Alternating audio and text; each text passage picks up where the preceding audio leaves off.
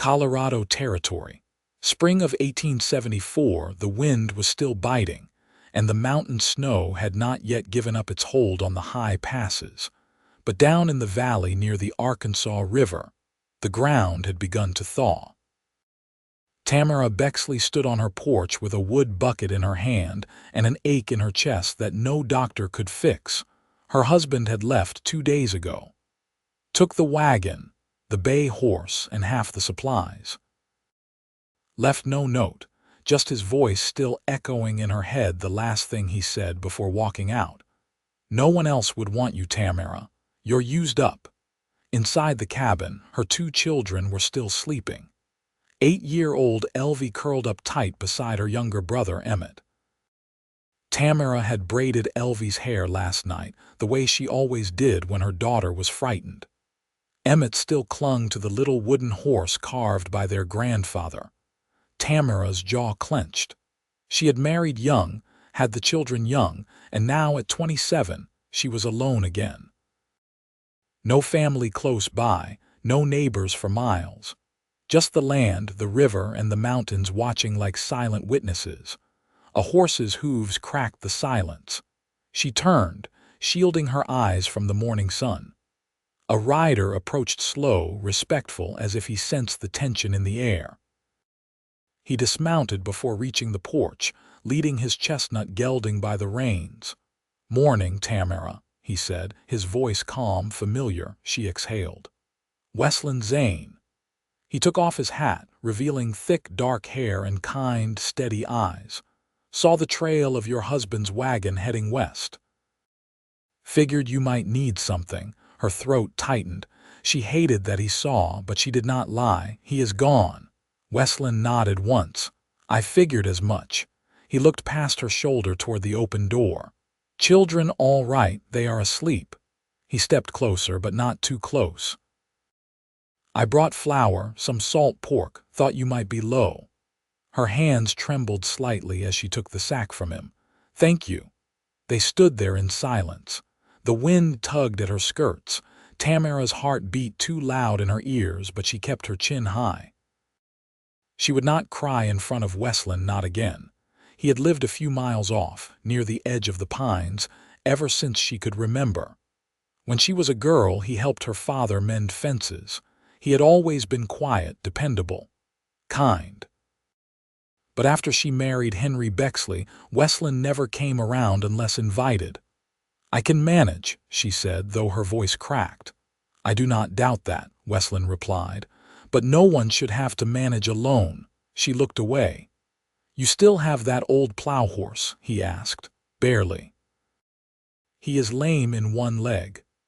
"I will bring mine tomorrow, help get your planting started." She did not answer for a moment. Then, "Why?" His eyes held hers. "Because I have wanted to since the start." Her breath caught. He did not say more, just touched the brim of his hat and turned to leave. That night, after the children were fed and asleep, she stood at the doorway watching the moon rise. She remembered being 17, hiding behind the barn while Weslan taught her how to carve a whistle from willow bark. She remembered his hands, careful, patient. She remembered how he looked at her when he thought she would not notice. And now, after everything, he still looked at her that way. The next morning, Weslan arrived early with his horse and a quiet determination. They worked side by side in the field for hours. Tamarra's hands were blistered, her back aching, but she did not complain. He never made her feel weak. When she stumbled, he steadied her. When she grew quiet, he let her be. At midday, she brought out a small meal cornbread, dried peaches, and cold coffee. They sat beneath a cottonwood tree while the children chased each other nearby. "You could have married anyone," she said, not quite looking at him. He broke a piece of cornbread in half and handed it to her. "I did not want anyone else." There was a stillness in the air then, not heavy, just full. Tamarra blinked fast, but the tears came anyway. Weslan did not move, just let her be. "I was not always like this," she whispered. "He made me feel like I was something broken." "You are not broken," Weslan said. "You are still here." She laughed softly, wiped her eyes. You always talk like a preacher. I am just a man, Tamarra, a man who sees you, who always did. The wind shifted through the trees. Tamarra looked over to where Elvie was giggling, her arms outstretched like wings. Emmett was trying to follow her, tripping over his own feet. They need someone steady, she murmured. They have you, Weslan said. Then, gently, and I would like to be here if you would let me. She did not answer right away, but her heart, which had been so heavy for so long, felt lighter. That evening he returned to his cabin, but only after making sure she had enough firewood stacked and the barn door latched. Tamarra stood at the doorway again, watching him fade into the trees, and for the first time in months she smiled. She had not asked him to come back, but she hoped he would. The rains came late that year. By early May, the soil had drunk deep, and the air hung thick with the scent of wet earth and new grass. Tamarra stood barefoot in the barn's side stall, running her hand down the flank of a mule Weslan had traded for 2 weeks back. The animal was strong-shouldered and calm under her touch, not like the old plow horse who mostly lay down now near the fence line and watched the world with clouded eyes. Weslan had started coming every morning with the sun, and leaving only when shadows stretched long. He never asked for more than a meal and a place to wash his hands. She didn't speak much when he was around, but she noticed how the children waited for his footfall. Emmett followed him like a shadow, always with some question about saddle straps or the way he looped his lariat. Elvie had taken to collecting river stones to show him, ones she claimed were lucky. One morning, while Weslan was mending a fence post by the chicken yard and the children were off gathering eggs, Tamarra brought him a tin cup of boiled chicory. He took it with a quiet thank you and didn't pause in his work. She watched him for a moment, then asked, "Why didn't you ever leave this valley?" He glanced up, the sun catching the side of his face. "I did, once. Rode as far as Kansas City. Thought maybe I'd open a smithy. But the land there didn't feel right under me." She sat on the dry stump near him. "That was before I married." He nodded, tapping the post firm with the mallet. "You were already promised by the time I got back." She looked out past the fields, where wildflowers had started blooming in scattered patches. "I didn't know you'd gone at all." "I didn't tell anyone. Figured it wouldn't matter much." Silence stretched between them, but not the brittle kind. Just a quiet that let truth settle in. Tamarra wiped her palms on her skirt. "He used to say I was too much trouble, that I asked too many questions." Weslan leaned the mallet against the post. Maybe he didn't know how to answer any of them. She met his eyes then. "You ever afraid you'll say the wrong thing?" "I'm more afraid I won't say anything at all when it counts." The wind shifted the wheatgrass. Tamarra felt something slide loose inside her, like a knot untying slow. That evening, when the sky turned orange behind the ridge, she found him near the corral checking the latch on the gate. The children were inside, playing with a handful of corncob dolls Elvie had made. She stepped closer. "You'll stay for supper." Weslan looked at her, then nodded once. "If there's enough." "There's more than enough." Later, after the meal was cleaned up and the children lay curled under quilts, Tamarra walked out to the porch. Weslan stood there, arms folded against the railing, watching the last of the light bleed out of the sky. She stood beside him, close enough to feel the warmth coming off his shoulder. "You remember that winter when the river froze solid clear to the far bank?" she asked. He smiled faintly. "You tried to walk across it with your shoes tied around your neck. Fell in before you made it halfway. You pulled me out, never told my father. I figured you had enough pride left to want it kept quiet." She turned toward him, her voice low. "You've always done that. Let me keep my pride." He didn't answer, but he didn't look away either. "I don't know how to start over," she admitted. "You don't have to know," he said. "You just have to want to." She stepped closer, her fingers brushing his sleeve. "I want to." The quiet that followed wasn't empty.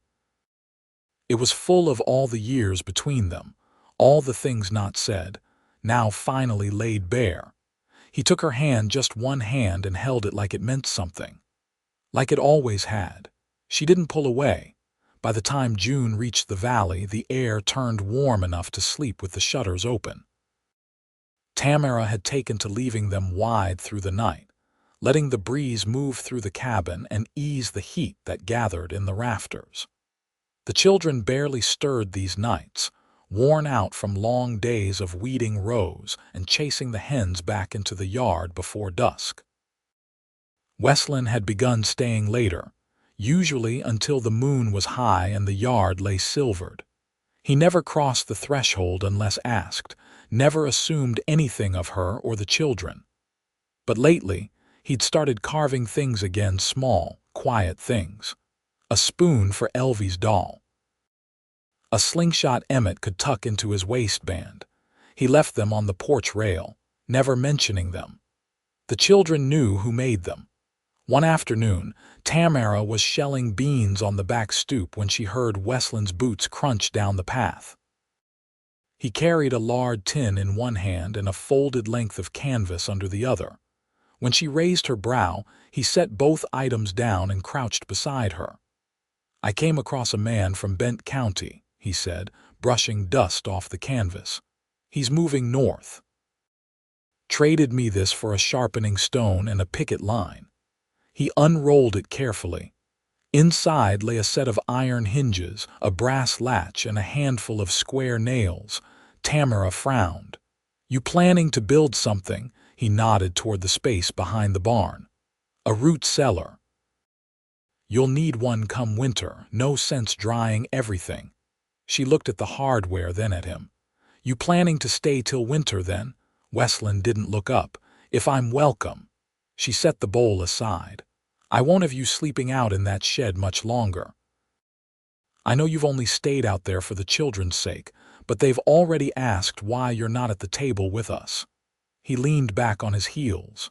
"Did you answer them?" "I said you were waiting for me to make up my mind."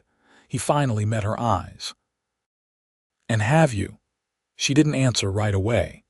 The beans in her lap had gone cool, and the sun was beginning to slip behind the cottonwoods. The silence stretched, but she wasn't avoiding it, was just that her heart had never been asked gently before. "I don't want this to be just comfort," she said at last. "Not something that fills the hole he left." Weslan's voice was steady. "It isn't. I don't want the children to believe a man's usefulness is all he's worth. They won't learn that from me." She watched him then, every line of his face cast in soft light. "I've never been allowed to choose," she whispered. "Not really. You have now. And I'll wait however long you need." She reached for one of the hinges and turned it in her hand. "I want the root cellar door to open outward, easier to clear if snow piles against it." Weslan's mouth twitched, not quite a smile, but close. "Then we'll build it that way." They worked on it together. Every evening after supper, once the children were settled, she met him out by the barn with a lantern and her sleeves pushed up. He dug the space, and she laid stones along the wall. They didn't talk about what it meant, just moved side by side until their hands were blistered and their shoulders sunburnt. One night, as they nailed the latch into place, Tamarra leaned back against the cool wall of packed earth and looked at him over the lantern's glow. "I used to think I had to earn quiet like this. That peace was something you got only if you suffered long enough."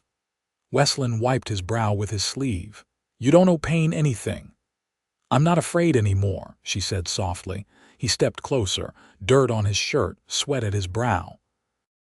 "Then let me help you build the rest of it, not just the cellar, all of it." She touched his wrist, her fingers rough from the work. "Come inside tonight." He didn't say anything, just pressed his forehead gently to hers. And when they walked back to the house, her hand in his, the windows glowed warm through the deepening dusk. Behind one, Elvie's silhouette leaned over her brother's, reading by lamplight. Inside, the hearth still held a soft flame. That night, Weslan sat at the table as Tamarra poured 2 mugs of milk. No ceremony, no explaining, just the start of something chosen, something whole. They didn't need to say it aloud. The life they were building already spoke for them. By early July, the cottonwoods had thickened with leaves, casting deep shade over the yard where the children laid out their pinecone game in the dust. The fields behind the house were green and tall, and the days passed in long hours of tending, mending, cooking, and teaching, all of it stitched through now with a quiet rhythm Tamarra had never known before. Weslan didn't sleep in the shed anymore. His saddlebag hung on a peg inside the house alongside hers, and Elvie had cleared a space on the shelf beside her books where he kept a small tin of tobacco and a pocket compass worn smooth from years of use. Still, Tamarra noticed how he moved through their home with care, never assuming more than he was given.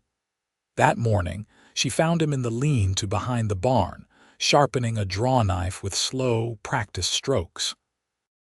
She stepped around the stack of split wood and leaned against the frame, wiping her hands on her apron. "You ever think about your folks?" she asked. He didn't look up. "Not much left to remember. My father died of the fever when I was small. Ma worked in a boarding kitchen in Trinidad till she fell from a ladder and cracked her hip. After that, she couldn't walk right. I was 16 when she passed." Tamarra folded her arms. "You never said." "Wasn't much to say. I did what I had to. Left school, took work on trail crews. Had a knack with tools, so I stuck to that."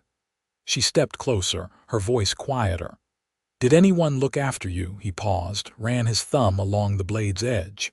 "A man named Otis taught me how to read a ledger and keep my books clean. He ran a freight line. Told me I was worth more than the bruises I took." She crouched beside him, brushing sawdust off her skirt. "I'm sorry you didn't have more." He glanced at her, the corner of his mouth lifting just slightly. "I've got enough now." Inside the house, Emmett's voice rang out, calling for a bee that had flown in through the window. Tamarra stood and brushed her palms off. "You planning on keeping this place?" Weslan asked as he rose beside her. She looked out at the field. "I wasn't sure at first. It's hard ground and I've known too much loss on it, but the children have started singing again, and I sleep through the night." His voice was quiet. "Then maybe it's time to stop calling it Henry's land." She raised her brow. "You think I should change the brand?" "I think you should choose your own mark, something the boy can carve when he's grown. Something Elvie can point to and say, 'That belonged to my mother and no one took it from her.'"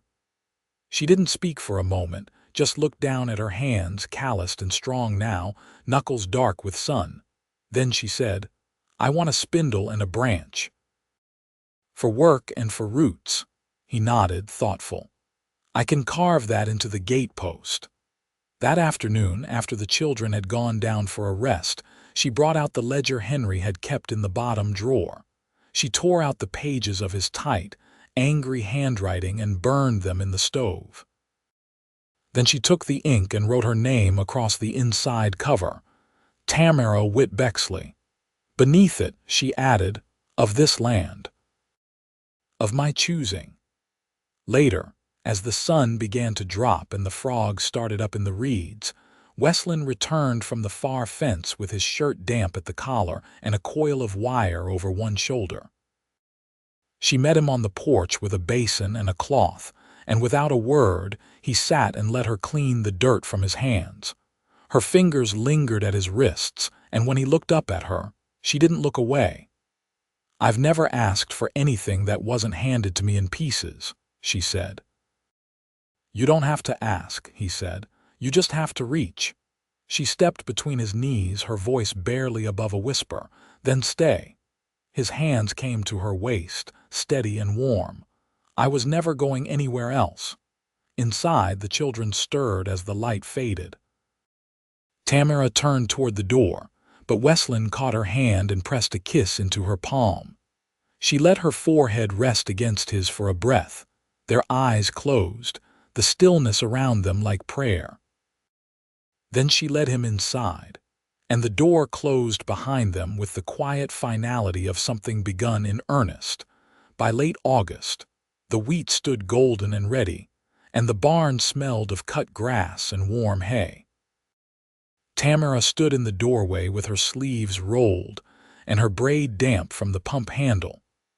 Inside, Emmett sat cross-legged by the hearth, carving a stick with his father's old penknife under Weslan's watchful eye. Elvie had taken to reading aloud in the evenings, her voice stronger now, steadier, filling the house with stories that wandered far past the valley but always returned home by the last page.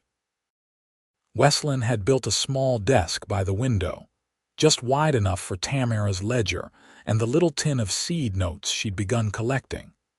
He never asked what she wrote in the margins, nor did he move the pressed violets she kept tucked between the pages.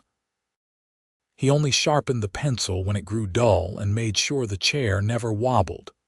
That morning, Tamarra set a shallow loaf to rise, then walked the ridge behind the house where the new fence line ended.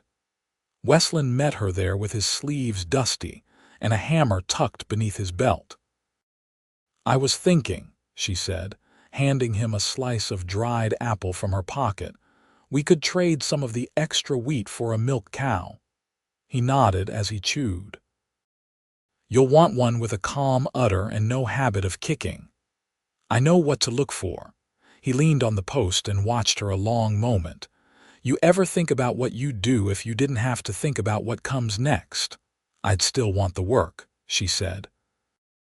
"But I'd like more color in the quilts, maybe a fiddle if I could find one that wasn't too warped.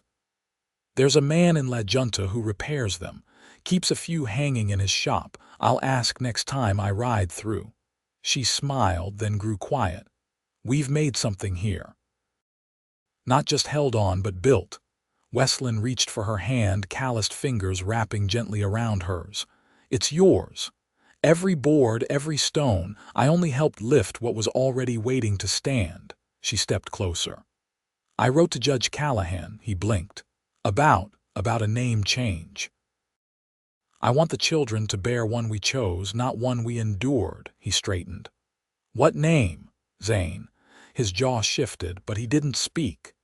"You've been raising them," she said. "You've taught Emmett how to tie a slip knot and Elvie how to find North by Moss. They come to you when they're frightened, when they're proud. They already carry it, Weslan. I just want it written down." He cleared his throat and looked toward the trees. "You sure?" "I've never been more." When they walked back to the house, she didn't let go of his hand. That night, when Elvie asked why there was a new sheet of paper pinned above the mantel, Tamarra pointed to where it read, "Zane Homestead established summer of 1874, by choice and by hand. They harvested the wheat in early September. Weslan brought in 2 men from the far side of the river to help thresh, and Tamarra fed them from sunup to sundown. On the 3rd evening, one of the men asked Weslan if the land was his. Weslan only looked across the yard to where Tamarra stood with her arms around Emmett's shoulders, listening to Elvie's chatter. "No," he said, "but it belongs to the woman I love." "That's better." As the days shortened, Tamarra planted late cabbage and turnip, and Weslan roofed the root cellar with cedar and tar-soaked cloth. They traded a quarter of the harvest for a Jersey cow and 2 sacks of barley seed. Tamarra wrote it all down in her ledger, her hand steady, her columns neat. One morning, not long after the first frost, Weslan woke to find her already dressed, standing at the window in her shawl. "You're restless," he said, rising to sit beside her. She nodded. "I've been thinking about the boy. Emmett," she shook her head, "the one I lost before Elvie." Weslan didn't speak. "I thought it would always be a hole," she said, "but now it feels like a stone I carry, not a wound." He reached for her hand. "You don't have to carry it alone." "I'm not. Not anymore." That winter, They closed the shutters tight and burned coal on the coldest nights. Tamarra taught Elvie how to stitch a lining into a petticoat, and Weslan showed Emmett how to read a compass properly, without guessing. In the spring, Judge Callahan rode in with the new papers. He handed them over without ceremony, but Weslan saw the way Tamarra's fingers shook when she unfolded them. "Elvie Zane," she read aloud. "Emmett Zane." Weslan watched her as she traced the names with her thumb. "Do you want me to take it too?" he asked quietly. Tamarra looked up. "You already have." That evening she lit a candle and read the children to sleep. Then she walked out to the field where Weslan stood beneath the stars, one hand on the fence rail. She stepped in close, wrapped her arms around his waist. "I never thought I'd have a man who saw me clear and stayed anyway." He turned to her, eyes as steady as they'd ever been. "I never wanted a woman who needed saving. I wanted one who'd walk beside me. You have her." They stood there a long while, the night wind curling their hair, the world quiet and sure around them. By the time spring fully unfolded, the Zane homestead had a new gate, a new calf in the pen, and a fiddle hanging by the hearth. Tamarra played it gently, learning by ear, slow and patient. The children danced in their socks, and Weslan tapped the beat with his boot heel. They built a life full of honest work and mornings that began with soft words and ended with a hand held in sleep. No more waiting, no more surviving. Only living and loving together always.